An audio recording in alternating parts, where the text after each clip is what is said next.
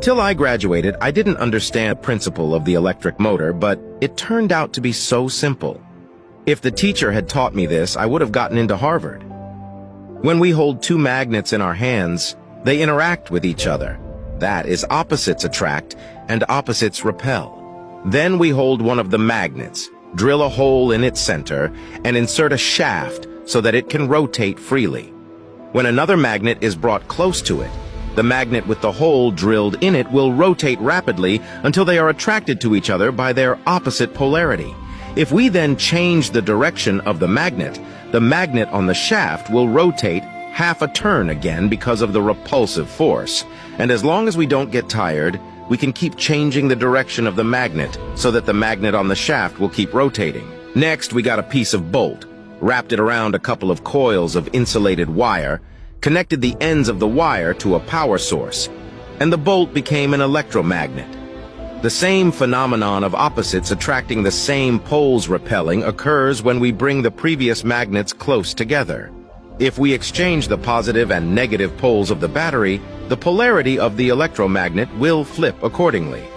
But it is too much trouble to exchange batteries back and forth. Then we will try to switch the connection of the wire. The same can be realized N-pole and S-pole switching. We similarly drilled a hole in the center of the bolt, inserted a shaft, and energized the coil, and the bolt would rotate half a turn because of the magnet interaction force. As long as we don't get tired of constantly switching wires, the bolt will continue to rotate. But we didn't want to get tired yet, so to save energy, we changed the magnets on both sides to a curved shape and replaced the wire wound bolt in the center with a metal circuit we called an armature. The armature will also start spinning as soon as power is applied, but manually switching the wires will still tire you out. So we turned the wire connection points into curved pieces of metal separated by a slit in the center, which we call the commutator. The sides of the commutator are then fitted with brushes, which have springs inside to ensure that the wires make contact with the commutator. When the brushes are energized, the comb starts to rotate, and the brushes switch contact points after passing through the slit.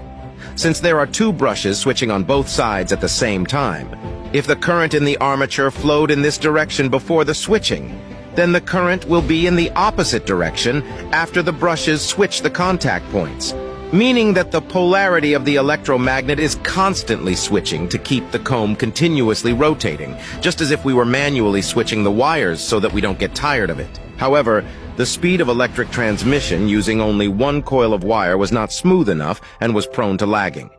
In order to improve the efficiency, we added more armatures to it and installed more commutators so that an electric motor was made. In order to improve its service life, we also added a fixed device. This is the principle of the motor used in our daily life. Isn't it very simple? Do you know how to make it?